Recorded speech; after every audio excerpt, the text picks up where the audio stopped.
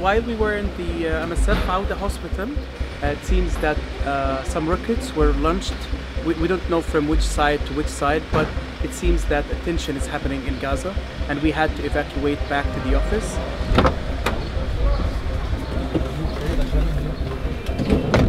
We are now in the very early, I would say, stage of this tension or escalation, but we need to assess and see what we can do.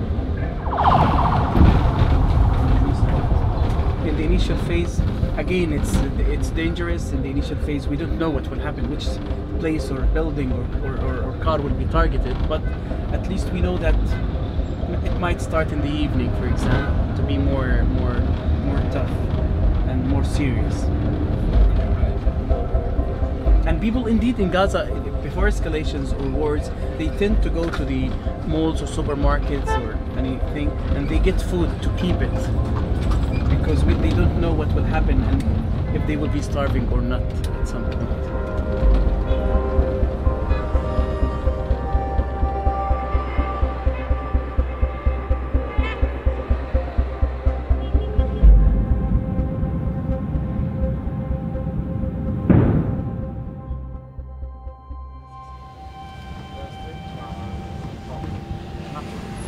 So this is Gaza Strip, which is 365 kilometers square, and with more than 2.17 million as a population, which makes it one of the most densely populated areas in the world.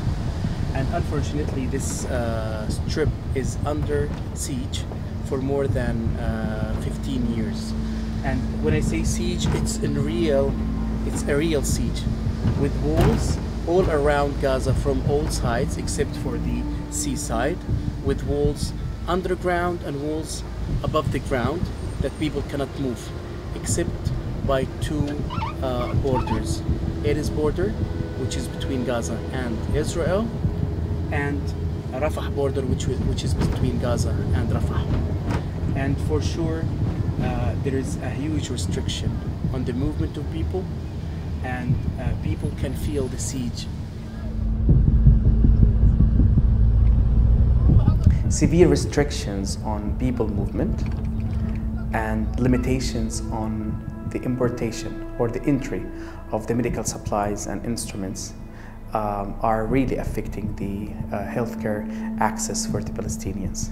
And we're not talking about only these escalations. We're talking about an occupation that has been imposed on Palestine for years and years, and the cumulative effect on the healthcare system is for sure catastrophic.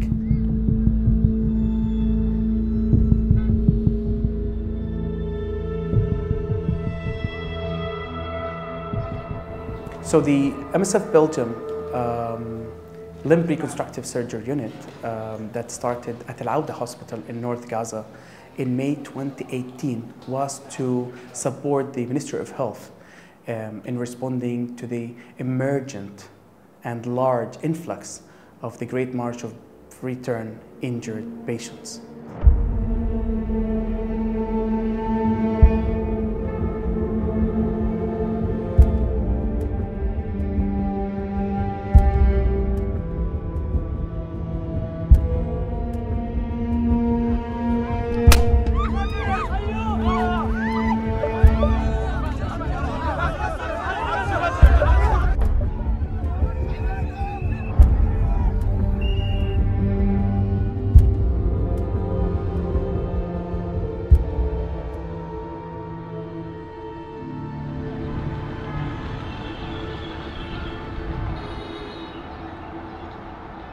And since then, we have upgraded our hospital, and for now we have 2 operation theaters, we have 27 inpatient department, we have a highly specific microbiology lab, and we have a multidisciplinary and comprehensive outpatient service.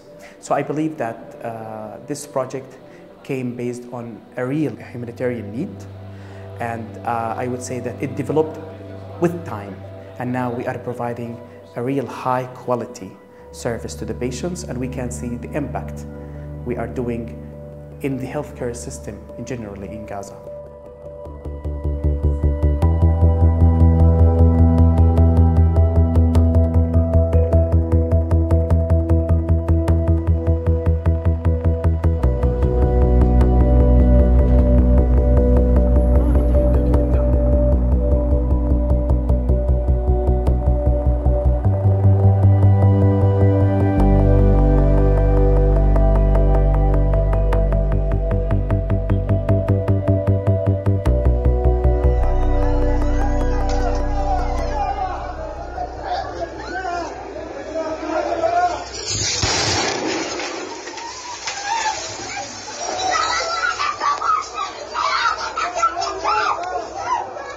وانا هان اتقطعت.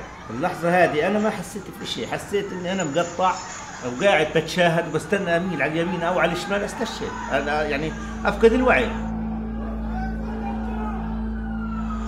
على اي جهه بدي اموت، يعني بني ادم طلع ما فيش فيا ولا رجل ولا ظهر ولا شيء، كله مفكك.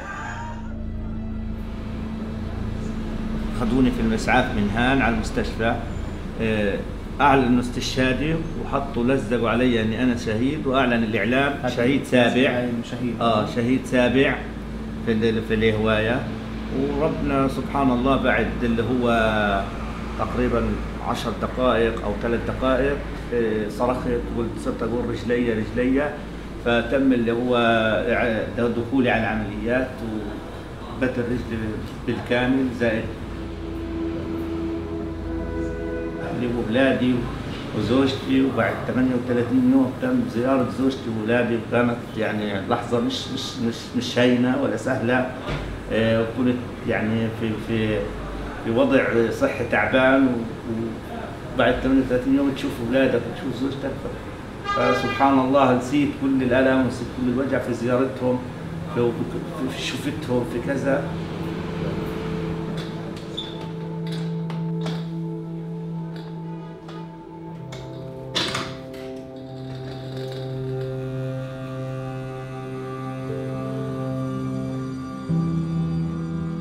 عمل الكرسي اني انا اقعد على وانا قاعد زي اكني واقف، لان الحلاقه بدها رجلين بدها كذا، فوفر لي ان انا اكون مرتاح، اشتغل وانا مرتاح. اموت؟ لا بديش اموت، بدي اعيش غصب عن الناس، بدي اعيش، هذه حياه وبدي اعيشها زي ما الناس عايشه، بدي اعيشها. انا بالنسبه لي كانسان مفقود صاحب اعاقه، الناس مش احسن مني، انا بدي اعيش والي حق الحياه. ورغم الالم سيولد الامل. رغم الالم سيولد الامل ان شاء الله. ان شاء الله. يعطيك الف عافيه. الله يعافيك، معلش حلاق ولسان طويل. لا وحش. تمام. Very inspiring. يعطيك العافيه. الله يعافيك.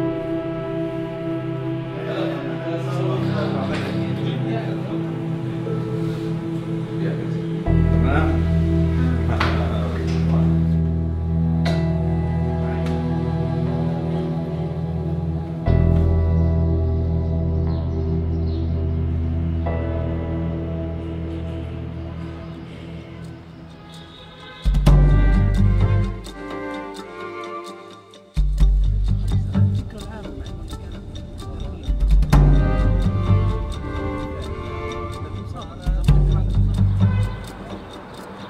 Once there is an escalation, I feel as a medical doctor that the adrenaline level goes very high because we anticipate at some point the big work and the big challenges we will face during the escalation.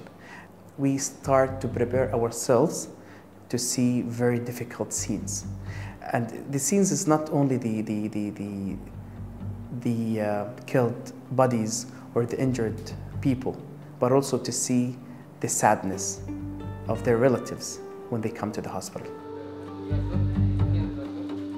The last thing I would say that there is this medical definition which is called PTSD, post-traumatic stress disorder. But it's really funny that for us it's not post, there is no P. It's a chronic traumatic stress disorder because of the siege that is imposed on Gaza for more than 15 years, and because of the successive escalations that used to happen 4 years or 5 years apart, but now we are seeing things happening in a very narrower range. It might be happening every 2 years, every 1 year. In August 2022, an escalation happened for 4 or 5 days, and then another escalation was about to happen in 2023. So we're talking about really very continuous ones. And then I don't know if in the upcoming years it's going to be an escalation every year, and how life could it be like this? I don't know. But here we are, and we're trying.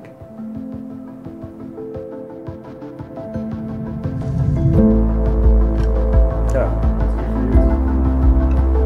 Yep. Good.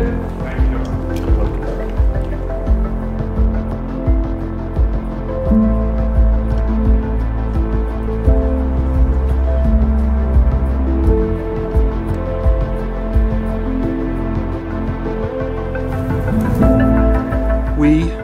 like so many, were horrified by Hamas's massacre in Israel on October the 7th, and we are horrified by Israel's response. Israeli forces have attacked our convoys, detained our staff, bulldozed our vehicles, hospitals have been bombed and raided, we have watched our patients and our colleagues be killed and maimed. This pattern of attacks is either intentional or indicative of reckless incompetence. We have watched members of this council deliberate and delay while civilians die. Our teams are beyond exhausted. This is not just political inaction, it has become political complicity.